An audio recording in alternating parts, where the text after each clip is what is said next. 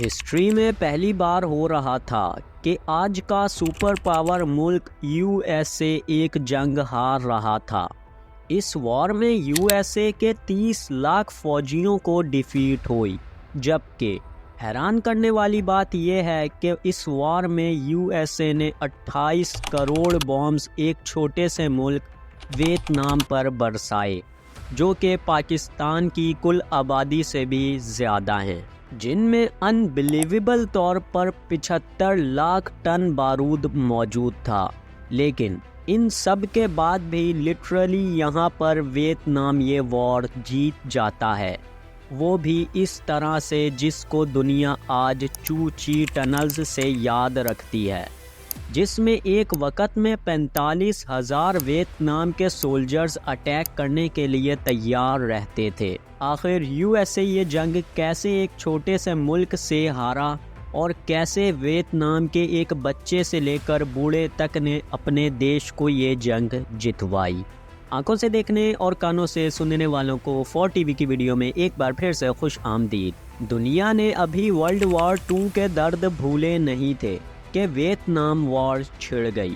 اصل میں تو یہ جنگ ایک ہی کنٹری کے درمیان ہوئی تھی، لیکن جلے پر نمک کوئی اور ہی چھڑک رہا تھا۔ یہ وار ساؤتھ ویتنام اور نارتھ ویتنام کے درمیان ہوئی تھی، لیکن 1945 میں جب ورلڈ وار 2 ختم ہوئی تو یو ایس اے اور دوسرے اینٹی کمیونسٹ کنٹریز نے اس وار میں جان بوجھ کر گھسنے کی کوشش کری۔ اس طرح اینٹی کمیونسٹ نے ساؤتھ ویتنام کو سپورٹ کیا، جبکہ نارتھ کو چائنا اور سوویت یونین اور دوسرے کمیونسٹ کنٹریز نے سپورٹ کیا۔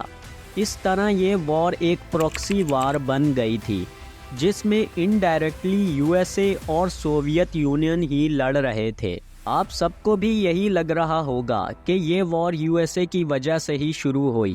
نہیں، ان سب کے پیچھے کنٹری کوئی اور ہی تھی، جو اپنے ہر ٹارگٹ کو پورا کر رہی تھی۔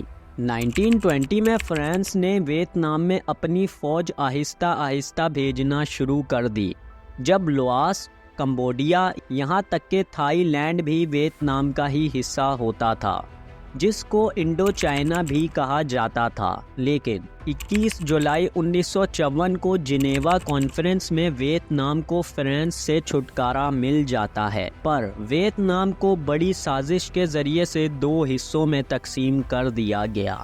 لیکن کمبوڈین سول وار اور لاؤشین سول وار ختم نہ ہو پائی، جس کے بعد نارتھ ویتنام میں ویت من پارٹی کا کنٹرول آ گیا، جس کے ہیڈ ہو چی من تھے۔ یہ وہی شخص تھا جس نے آگے چل کر ویتنام کو یہ جنگ جتوانے میں اہم کردار نبھایا۔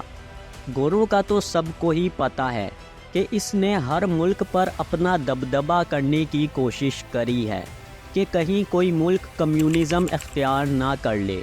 اسی وجہ سے اس نے فرانس کا ساتھ دیا اور $1 بلین دے کر ان کی مدد بھی کری، جس میں کئی قسم کے ہتھیار اور ہزاروں کی تعداد میں فوجی بھی شامل تھے۔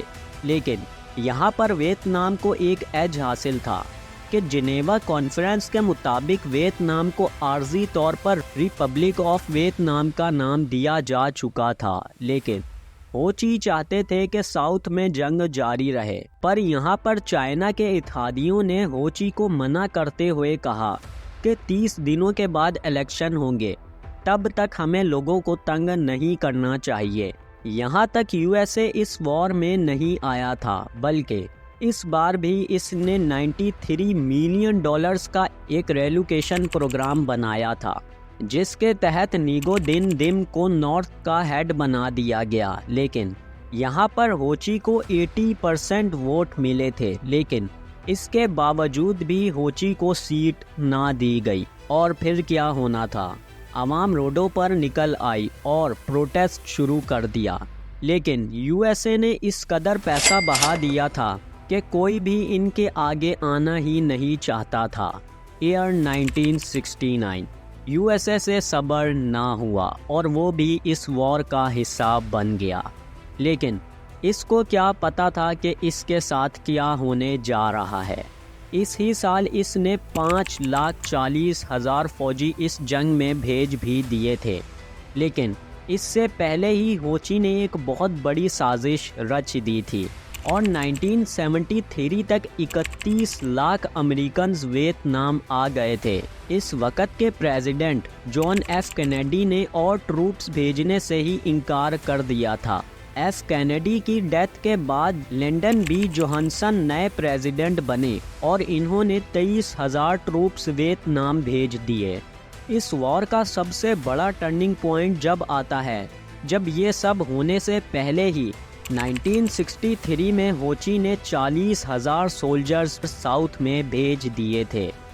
گھنے جنگلوں کی وجہ سے ان 40,000 سولجرز نے ساری کیوز زمین کے نیچے ہی بنا لی تھی، جو کہ 10 فٹ تک گہری تھی، اور سولجرز کئی دنوں تک غار کے اندر ہی رہتے تھے، اور جیسے ہی کوئی امریکن فوجی ان کے ہاتھ لگتا اس کو مار دیتے تھے۔ ویتنام ایڈمنسٹریشن کے ایک سروے کے مطابق یو ایس اے کے 30 لاکھ فوجیوں میں سے 5 لاکھ شرابی، خودکشی کرتے ہوئے پکڑے جانے والے اور طلاق یافتہ فوجی تھے جو کہ مارے گئے۔ ہوچی من ٹنلز، جس کا نام ہوچی من کے نام پر ہی رکھا گیا تھا، اس ٹنلز میں ہی سولجرز سوتے، کھانا پکاتے، یہاں تک کہ نہاتے بھی اس ہی میں تھے، اور جس ٹنلز کو وہ چھوڑ دیتے تھے اس میں سانپ بچھو چھوڑ جاتے تھے کہ کوئی بھی آئے تو زندہ واپس نہ جائے۔